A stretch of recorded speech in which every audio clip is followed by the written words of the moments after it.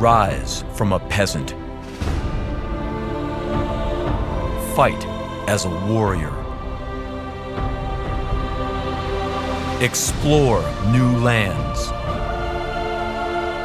Lead your civilization. Become the greatest ruler the world has ever known.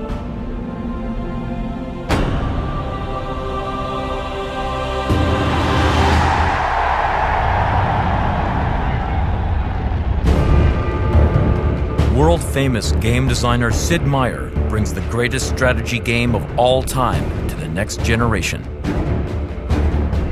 Sid Meier's Civilization Revolution.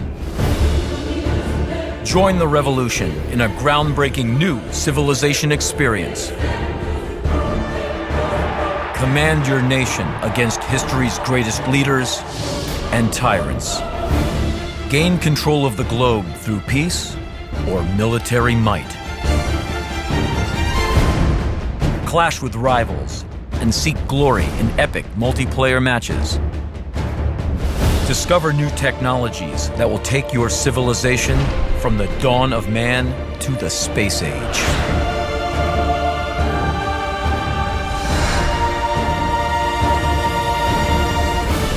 You will not simply experience history, you will make it. Sid Meier's Civilization Revolution.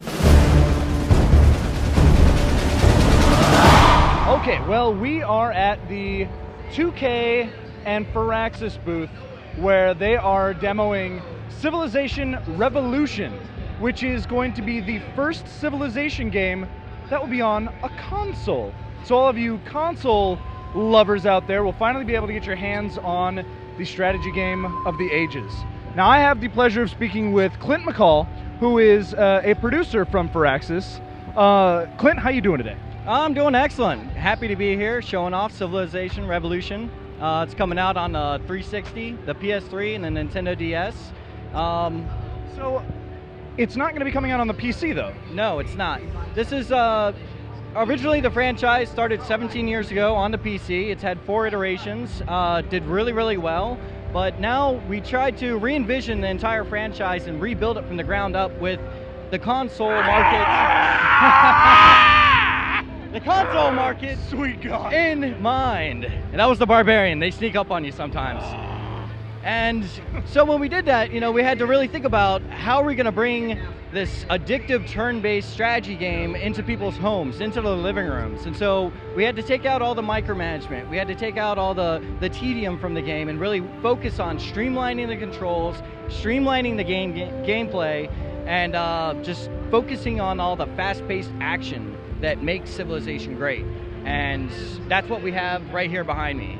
We spent probably about a year revamping the controllers and how we mapped all of the options to the controllers just to make it really intuitive and just easy to pick up and play. And we really focused on just fast-paced action that you can pick up, you can play for about 2 hours. You can play a game of Civ. That's unheard of. When you think about Civilization, you're like, wow, this is going to be 8 hours of my life, but no more. Wow, so you don't have to set aside a whole day to play a game of Civ? Not at all. Well, that's now you said, of course, that you've worked very hard and diligently to map the controls properly to a controller. Yes. Are you able to use a keyboard if you have a USB keyboard? No, we don't have keyboard support. Okay, cool. Well, what are some of the, obviously you emphasize that it's going to be faster paced, more accessible to people that just want to sit down and play for a little while. What are some of the major features that are really going to make the game faster paced for the people that just want to have a quick game of Civ? Well, it's based on, it's an interesting question. The way the game's set up, there's like 16 civs, there's 5 difficulty levels. You jump in, and it's just really fast-paced. You end your turn. You're going from 4000 BC all the way up to the space age. And you can just sit there, you can end your turn, it'll cycle through all your active units, you'll make all these interesting decisions with your empire, your city management, and then you can really plow through the game pretty fast.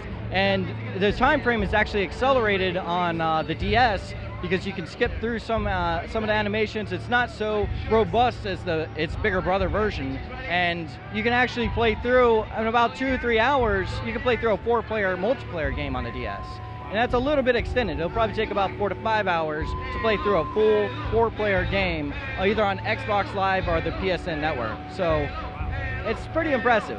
Now, you mentioned that there are 16 civilizations to choose from. Now, in the research that I did about the game, I also saw that there are 16 leaders that you can choose to lead your civilization to victory throughout time. Now, just as an example, say I choose France, and the leader is Napoleon Bonaparte, right? So, is Napoleon going to lead my civilization from the dawn of man through the space age? Pretty much, yes. It's more so avatar of the player. It's your embodiment. Yes, you're represented as Napoleon in the game from all the way he gets to about 6,000 years old by the end of the game. But it's really an avatar, of the player. And even you can take that a little step further. And on the 360 and the PS3, you can actually take a photo of yourself and superimpose your image on there. So when you're playing multiplayer, they're not seeing an image of Napoleon, they're actually seeing an image of you. So if I wanted to play as Russia, yes, instead of having, who's it, Catherine the Great? No, I believe that's Bismarck? No, it is Catherine the Great, yes, Bismarck's Germany. So instead of having Catherine the Great, I could actually lead Russia through 6,000 years of conquest? Yes, you could. Remember that, because I'm going to do it. I've already actually started. Nice. But, okay, well, great. And the DS version, how is that going to implement the pen and the touchscreen? We have a full stylus functionality. If you want, you can play the entire game with the stylus. It's just easy point and drag. Like you select a unit, you can drag to where you want to go. And also we have this thing called a button widget, where when you double tap a unit, a little button widget will pop up around your unit, and it'll have all of the buttons from the DS represented around your unit. So if the right shoulder button takes you into city screen, you can tap the little icon of a right shoulder button over top of your unit, and it'll take you into the city screen. So it's pretty robust, and it works very well.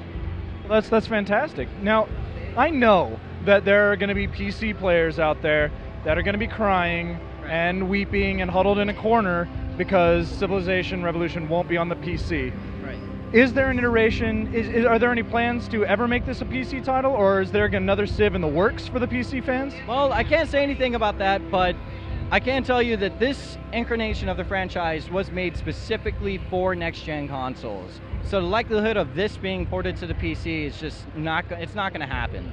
But to say that we've given up on the PC, I wouldn't say that either. And to go back to the people that are PC players, most of the time they're real heavy into the micromanagement. They have fears about the game going to next-gen console. And I just want to reiterate that we spent a lot of time making it accessible, making it easy to play. You can pick it up, the controls are real fluid. City management is a breeze. You have governors that will help you decide where your workers go. But if you peel back that layer one step, you can actually micromanage your cities if you want to. If you want that level of micromanagement, it still exists in the game. So how would you peel back that layer? There are options. Well, when you go into your city view, you can actually select manage workers, and then you can pick up and put your workers wherever you want, instead of letting the governor decide for you. I see. Just balanced. Well, that's slick. That's great. I didn't know. I did not know that. Right on. That is exciting. It is. When is Civilization? It's June? It's this summer. This summer. Yes. Okay. And that is again for the Xbox 360, PS3, and the Nintendo DS. Check it out. Clint, thank you very much for your time. I appreciate it. Thank you. I don't know why I keep it in my key. Gamer Reaction!